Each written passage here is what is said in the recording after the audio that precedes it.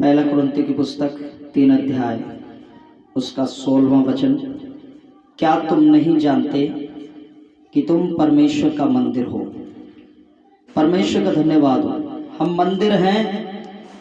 परमेश्वर ये बात को हमें याद दिलाना चाहता है और प्रभु चाहता है, ये सोचता है कि हम परमेश्वर के मंदिर हैं तो हमेशा हम पवित्र बने रहें।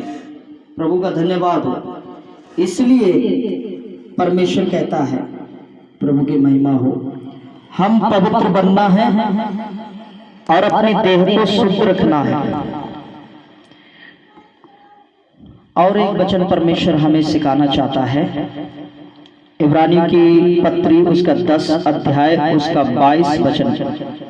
तो आओ हम सच्चे मन और पूरे विश्वास के साथ और विवेक का दोष दूर करने के लिए हृदय पर छिड़काव लेकर और देह को शुद्ध जल से धुलवाकर परमेश्वर के समीप जाएं। परमेश्वर का वचन कहता है,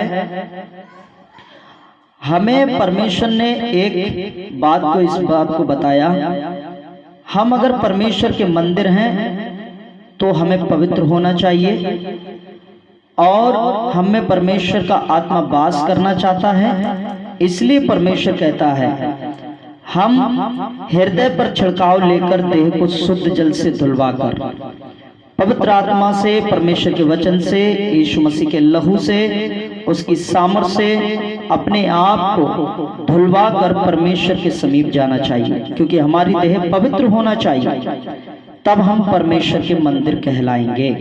प्रभु का धन्यवाद हो, परमेश्वर की महिमा हो। और पहला कुरिन्ती 3 अध्याय उसका 17वां वचन लिखा हुआ है, यदि कोई परमेश्वर के मंदिर को नष्ट करेगा तो परमेश्वर उसे नष्ट करेगा, क्योंकि परमेश्वर का मंदिर पवित्र है और वह तुम हो। परमेश्वर ने कितने प्रेम से हमसे कहा कि हम परमेश्वर के मंदिर हैं और पवित्र हैं। तो हम अपने आप को परखना है, क्या हम परमेश्वर के मंदिर हैं तो पवित्र हैं या नहीं।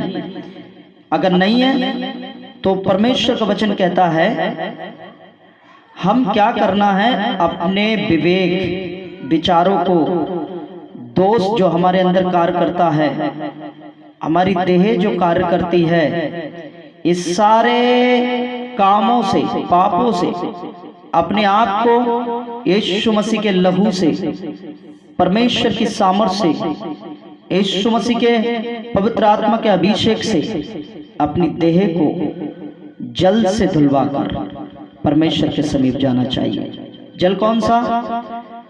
मत्ती 3 अध्याय उसका 2 वचन में लिखा है, मन फिराओ क्योंकि स्वर्ग का राज निकट है। अगर उस अध्याय को पढ़ेंगे तो यीशु मसीह भी यूहन्ना के सम्मुख में गया और कहा, मुझे भी बपतिस्मा लेना है। यीशु मसीह ने वहां पर बपतिस्मा लिया और अपने देह को शुद्ध किया। हालांकि यीशु मसीह पहले से ही पवित्र था, उसने किसी भी प्रकार का पाप नहीं किया। यीशु मसीह चाहता है, जो कुछ यीशु ने किया वही हमें भी करना चाहिए। प्रभु का धन्यवाद हो।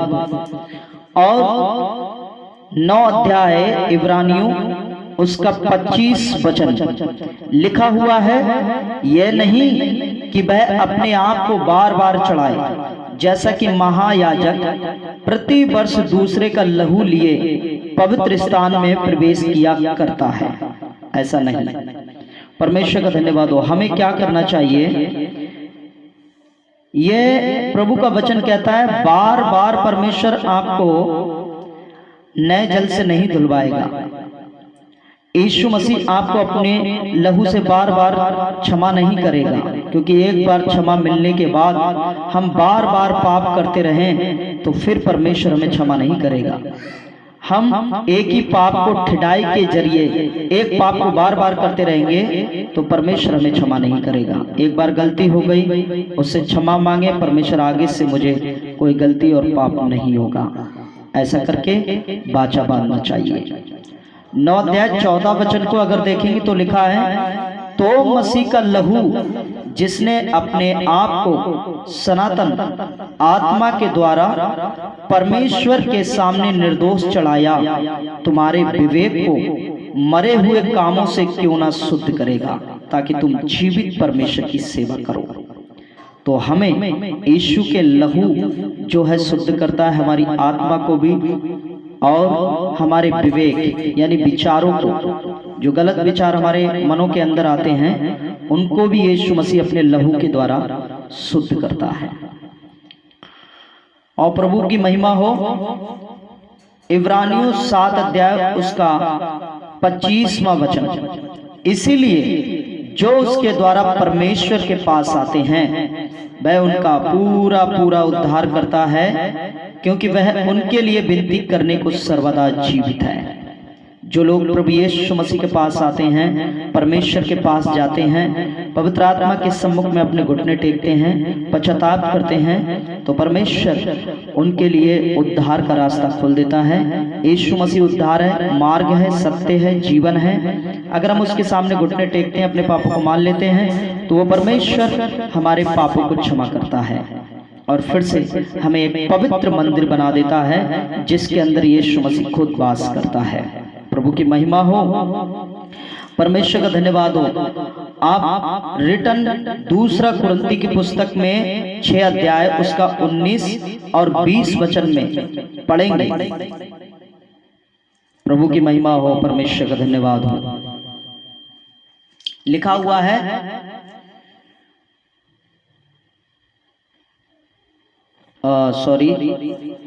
पहला कुरिन्ती उसका 6 अध्याय और उसका 19 और 20 वचन। क्या तुम नहीं जानते कि तुम्हारी देह पवित्र आत्मा का मंदिर है, जो तुम में बसा हुआ है और तुम्हें परमेश्वर की ओर से मिला है, और तुम अपने नहीं हो, क्योंकि दाम देकर मोल लिए गए हो। इसलिए अपने देह के द्वारा परमेश्वर की महिमा करो। 7 अध्याय 23 वचन में लिखा हुआ है, तुम दाम देकर मोल लिए गए हो, मनुष्यों के दास ना बनो। प्रभु यीशु मसीह ने अपने लहू से हमें मोल लेकर खरीदा है, इसलिए हम उसके हैं और किसी के नहीं। 2 कुरिन्ती 2 अध्याय उसका 11वां वचन में भी इसी प्रकार लिखा हुआ है कि शैतान का हम पर दांव ना चले, क्योंकि हम उसकी युक्ति से अनजान नहीं हैं।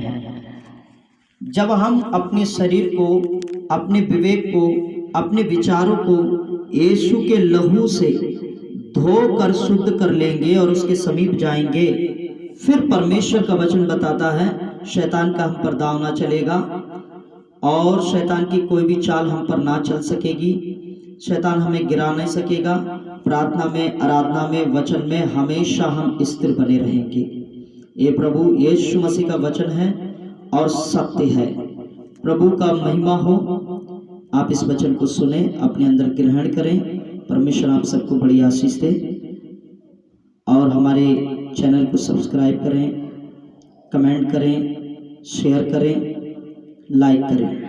परमेश्वर आप सबको आशीष दे। प्रभु जितने लोग इस वचन को सुने, परमेश्वर आप उन सबको बहुत ताज से आशीष दे। इन वचनों को सुन सुनकर अपने जीवन में एक बहुत बड़ा बदलाव ला सके।